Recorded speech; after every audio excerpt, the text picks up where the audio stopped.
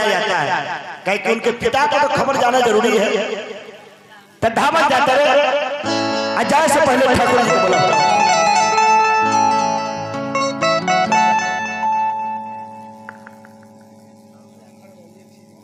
Bikki tent house Jahangirpur Salkhandi, Bikki tent house की तरफ से बहुत बहुत पुरस्कार का प्रणाम अभिनंदन। ठाकुर जी जी प्रणाम मालिक। प्रणाम। कुछ पता है मालिक हमरा एको गो पोता न है। ना एको गो ना मालिक भर खाली दे है। कथी बोला मालिक तारीफ मिले। अरे कुछ जानते हो मालिक हम किसी को नहीं मानते हैं। ना मालिक अपनी बात बाप के तो मानबे ना करे केकरा मानत। बेस कम। हेलो अच्छा अयोध्या से दो लड़का आया था राम और लक्ष्मण जी, धनुष को तोड़ दिया। तो मैं हमारे बाप के की जाइए तोड़ दो हमारे बाप के कुछ जाए बाप दादा पर करा चल। अरे दूसरे बुलाए हम कर रहे हैं एकरा लख बना तो मीट डालना है मीट। हेलो हाँ चलो ना कथी बोलिए इतना बढ़िया साउंड बजा रहे हैं।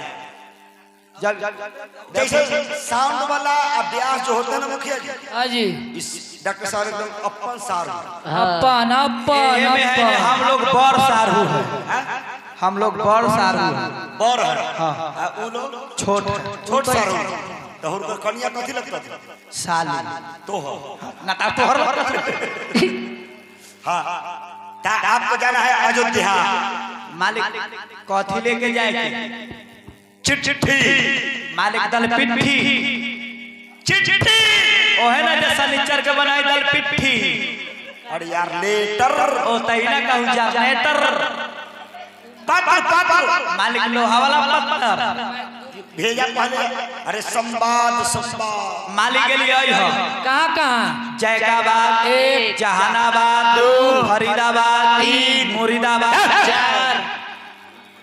अरे यार मैं से तैना कहू मैं से अंग्रेजी जानते हो तो नहीं मानी।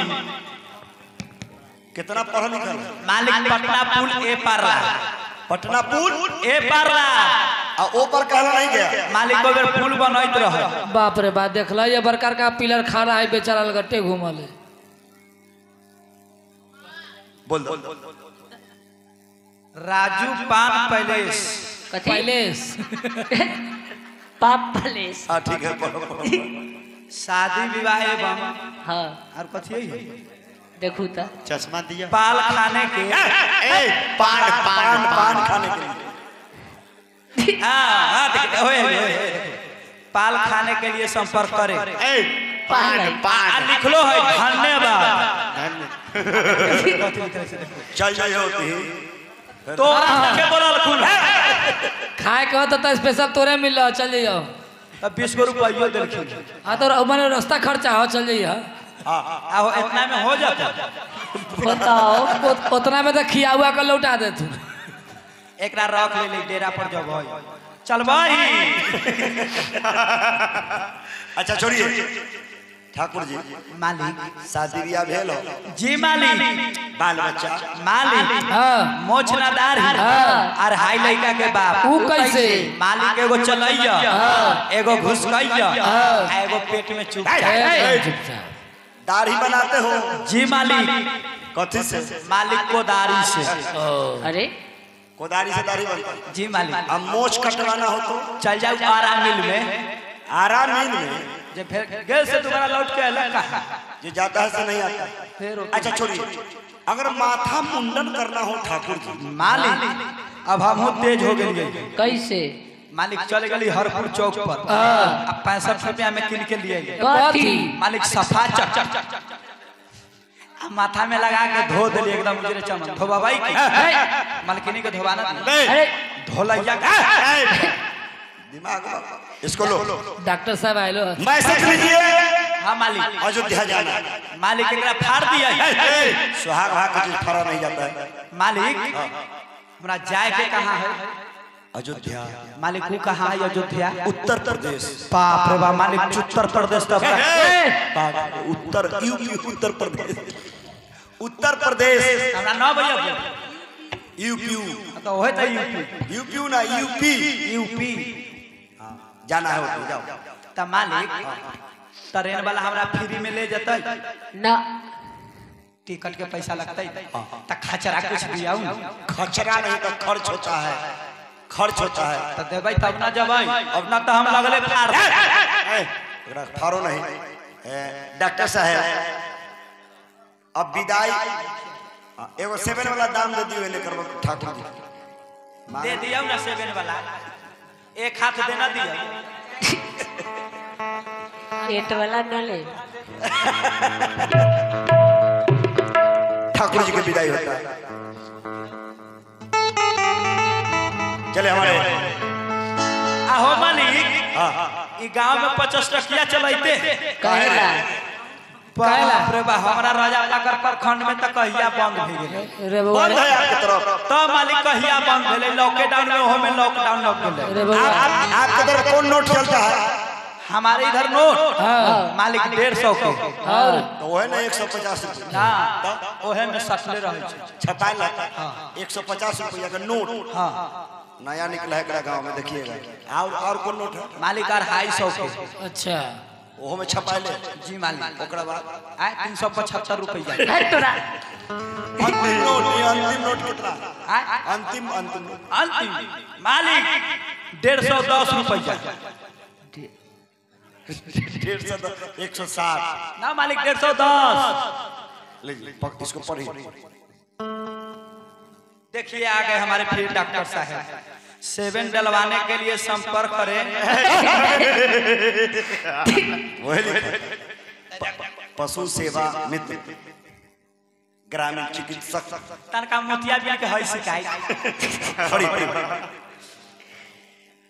कथी लिखल है पशु सेवा तो तनका लाइट बढ़ाऊ तो बोलो ना पशु सेवा मित्र डॉक्टर सहिंदर राय हरपुर बेलवा मालिक पढ़ देलिए कहू ना पैसा दे अब पैसा दिया नहीं 100 रुपया तो उत देलखिन जाए लागी पढ़े ला कहा देलखिन उतने लिखल है पूरा पढ़ो पूरा हरपुर बेलवा जाइए डॉक्टर साहब के ना 7 डलवाइए उल्टा पलटा काहे डॉक्टर साहब पैसा आहो देकर डॉक्टर बढ़ा दिए? साहब और सुइया हुआ न दे छै बकरी के चलिए जकरा चलो घरे कौन है? मालिक बेलवार है परिवार बोला बोला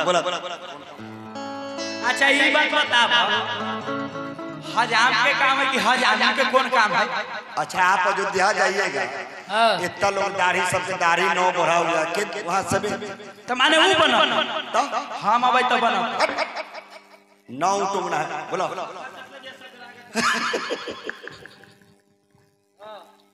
बोला जल्दी बोला आगे मौगी हती गे मौगी मौगी गे मौगी गे मौगी जी कहला अल्लाह बिना मतलब के हम तोरा कहने ना कि आते तो घर ले आते की बात है बोलो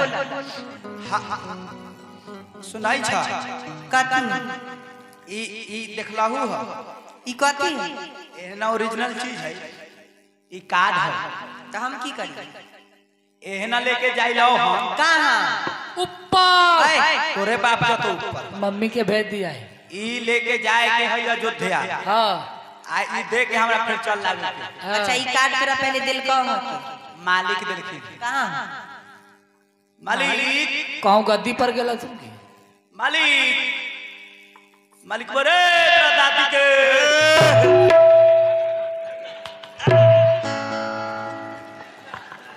माने मजाक है जो नाचो के जोकर से घिना दिया है मालिक के मतलब पिता के समान होता है मालिक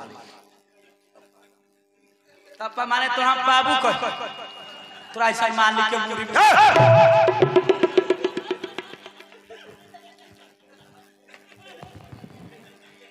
चिंता मत करो।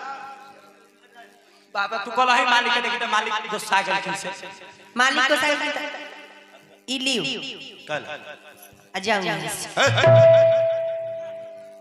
क्या मालिक कैसे न करही ए तू चुप रह तू डराई है मालिक से महतो से हम डराए वाली बेटी ना है मालिक हमर कथी दुनी कर कहला दे दे तोरा जाए के ना कहला ऐसा तू हमरा मना करे छी जनाची मालिक की करता तू कथी करता तू कथी फारसी में जे हमरा सब के भारसी न झोंक देथिन अच्छा तोरा झूठ कथनो से हमरा कोन मतलब बाप रे तू कहला उछले तोरो न भाला भोंक देथुन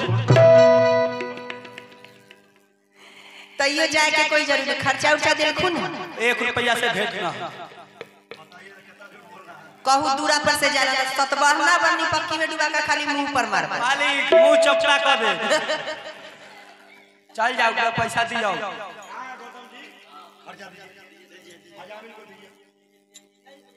तनी मोटके में से देबै आई हमरा घाटे लगई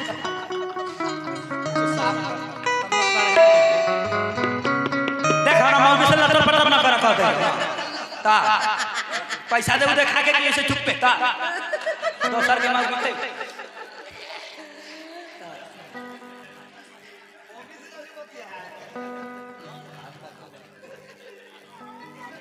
सुना हां बोला ना जितना जल्दी रही है उतने जल्दी चल रही है आ घर में सब में पहले खाए पिए के व्यवस्था कर दो के बाबा के मुखिया जी से खाए पिए के व्यवस्था करवा देलियो ह कथी कथी 2 बोरा चोकर हाँ 2 कुंटल भुस्सा आ 2 कट्ठा में जय खरीद देलखिन मतलब मुखिया जी देहो तो है हमर खाए वाला वो कर रहे भाई अहो ठाकुर जी आय परिवार जे तोहर चोकर भूसा तीसी खरी जनेरा जे खाइत होता त टाइम से दुहाई तो होता रे बाप रे बाप टाइम से के टाइम तो लगबे कर बाप रे बाप तू आइए सजिया वाला में के थारा में ना मुंह उज्जर कर देलक डॉक्टर साहब के भेज देब डॉक्टर साहब तू गई है हमरा कोई जरूरी आई सुना ना आए अब हम त जाइलो हां एक आध को भजन सुनावा ना कैसा आय साफ नयका की बीच में की साफ पुराना ना नायका वाला अच्छा देख